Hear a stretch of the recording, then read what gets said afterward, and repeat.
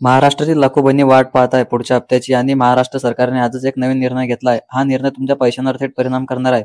कुणाला पैसे थांबवू शकतात आणि कुणाला आधी मिळणार हे आज पहिल्यांदा स्पष्ट झालं.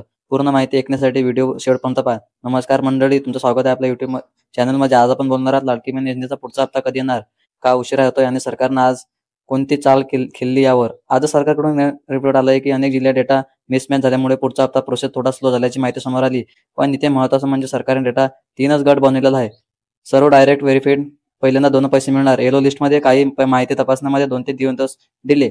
रेड लिस्टमध्ये अकाउंट केवायसी समस्या हप्ता थांबू शकतो. तुम्ही कोणत्या लिस्टमध्ये आहात हे कसं कळणार ही माहिती पुढे सांगतो. आता सगळं मुद्द्याला येऊ. मिळालेल्या ताज्या माहितीनुसार पुढचा हप्ता जिल्ह्यानुसार बॅचेसमध्ये दिला जाणार आहे. पहिली बॅच जिल्हा नागपूर, अमरावती, वर्धा, बुलढाणा, अकोला हे 5 जिल्हे सर्वात आधी सुरू होण्याची शक्यता जास्त. दुसरी बॅचमध्ये पुणे, नाशिक, औरंगाबाद, जळगाव, धुळे आणि तिसऱ्या बॅचमध्ये कोकण क्षेत्र आणि मुंबई क्षेत्र. हे बॅच कारणाने हप्त्याची तारीख सर्वांनी एकाच दिवशी येत नाही. सरकारची प्रणाली पैसे एकाच दिवशी नाही तर 2-3 दिवस टप्प्यामध्ये अशी येतात.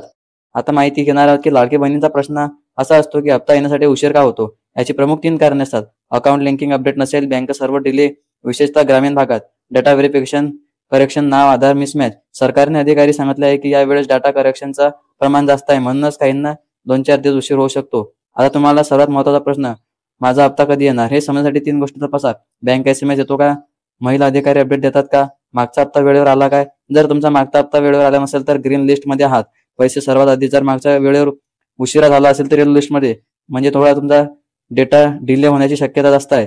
जर मागचा हप्ता मिळालेला नसेल तर रेड लिस्ट, तुमचा बँक केवायसी तपासा.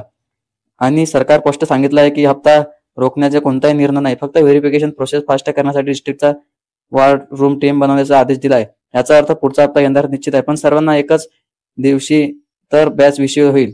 सर्व माहिती एकत्र करून तुम्हाला अंदाज सांगू शकतो की पुढील 5 ते 2 दिवस आणि बॅच 3 मध्ये पुढील 7 ते 9 दिवस. नोट करा, ही माहिती ऑफिशियल सोर्सेस डिस्ट्रिक्ट ऑफिसर अपडेटवर आधारित आहे. तुमचा हप्ता आला का नाही कमेंटमध्ये तुमचा जिल्हा, मी तुमच्या त्यानुसार तुमच्या जिल्ह्याचा ताजा अपडेट देईल. व्हिडिओ आवडला असेल तर व्हिडिओ लाईक करा. अशाच अपडेटसाठी सबस्क्राईब करा. पुन्हा भेटू पुढच्या व्हिडिओमध्ये. तोपर्यंत धन्यवाद आणि जय महाराष्ट्र.